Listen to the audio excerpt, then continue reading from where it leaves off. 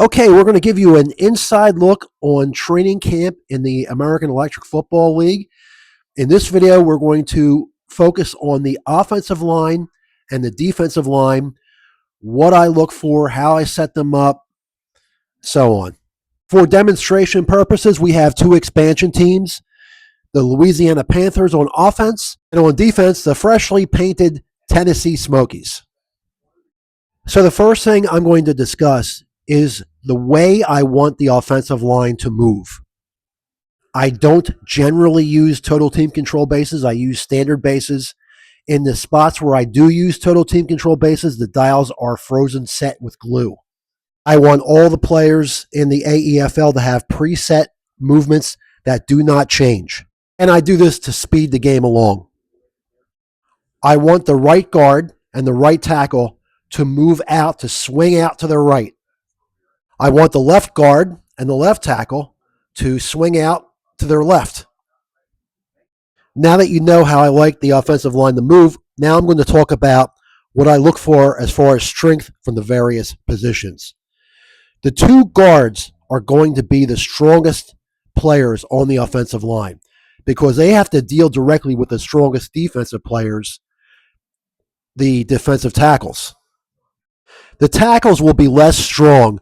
They are dealing with defensive ends who may not be as strong as defensive tackles, but are trying to get upfield to get to the quarterback. Okay, I forgot to mention the center. He's going to be the weakest guy on the offensive line because he's not facing any defensive lineman directly. I want him to move straight because I want him to get to the second level to engage the middle linebacker who's not on the field right now. So let's move on to the defensive line. So the defensive tackles, I want them to be the strongest guys on the defensive line. And notice how I have them set up. I've got them, the middle of their bases, set up against the inside edge of the guards. And what I want these defensive tackles to do is move in like this and collapse the center of that line. I want them to occupy and push in the guards and corral that center so he can't get up to the middle linebacker. Now the edge rushers, the defensive ends, look how I have them set up. Middle of their base up against the outside edge of the tackle, the offensive tackle. And the idea behind this is for them to get around and disengage from that tackle as quickly as possible and get upfield after the quarterback.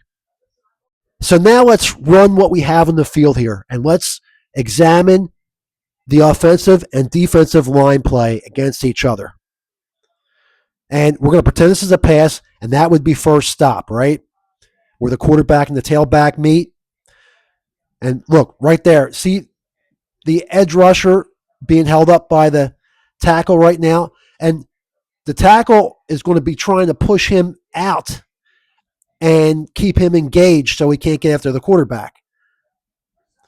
Now, this defensive tackle is getting double teamed by the center and guard and getting pushed back. However, 97 here is making good penetration against this guard. So we're going to proceed as if we were going the second stop here. Quarterback's got to drop back 12 yards, get the tailback off of him. And let's go activate the switch. And, okay, he got way past 12 before I get the chance to stop the board. At this point, we would pivot him to go towards the line of scrimmage, towards third stop when he can pass. Now let's look at the defensive line. The defensive ends are already coming after him hard, but we'll get back to them in a second. We will start with the defensive tackles back near the line of scrimmage. Actually, 77 got blown 5 yards off the line by the center and guard. 97 is doing a pretty good job, but I'm not sure he'll have any factor in the play because he's engaged and he can't be pivoted. Back here, both defensive ends are free and they can be pivoted. And what I've found is when the defensive ends are to the side of the quarterback, instead of pivoting him straight towards his base, what's more effective for my style of play is to turn the defender like that where he crosses the path of the quarterback. Because in the AEFL, you've got to turn the runner in a negative direction to stop him. Watch how this works. And we activate the switch, and look, see, he meets him with the side of his base and sacks him right there at the 39, loss of 11. As with any of my methods, there are always exceptions. If you have something like this where you have two guys coming after the quarterback and they're closer to each other than they are to the quarterback, you don't want to pivot that defensive end like he is there, because you'll knock the defender out of the way, the other defender out of the way. So you'll now, in this case, you'll pivot both of those guys towards the quarterback.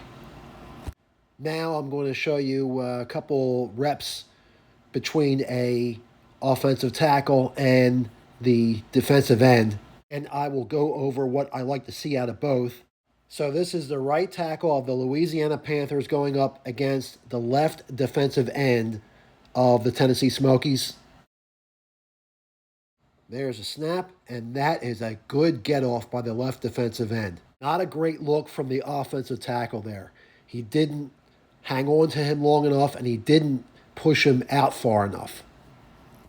Let's try another rep. Oh, boy. That was a great get-off by the left defensive end and a brutal rep for that right tackle. Now we will line up that defensive end against one of his teammates, right tackle of the Smokies. Let's see if he can do a better job. And that's a pretty good rep right there. See, what 60 did was he held on to the defensive end and turned him inside. And he's not done with contact there. He might be able to push him back towards the line of scrimmage, which would be away from the quarterback. Okay, another rep. And another good rep by that right tackle. Now the quarterback's got a chance with that guy. Let's take another look at instant replay. So that's right tackle Guy McNary of the Smokies against left defensive end 76 Rocky Nyland.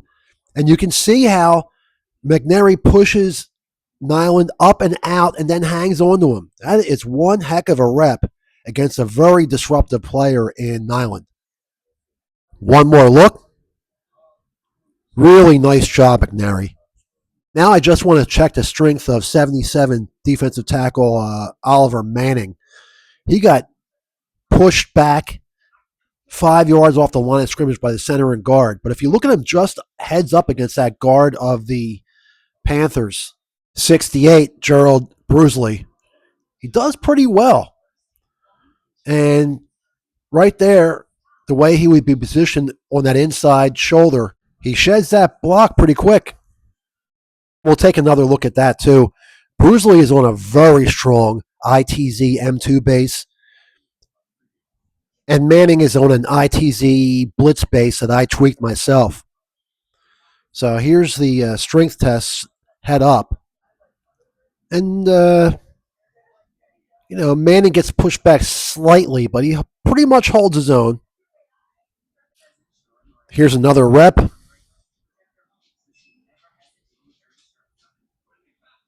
It's kind of a toss-up. And then the way they'd be lined up in the game, and you saw before, there it is, he just gets quick penetration inside. Okay, that's a wrap on this video. The next thing we'll bring you is an exhibition game between the Tennessee Smokies and the Florida Whales. Thanks for watching.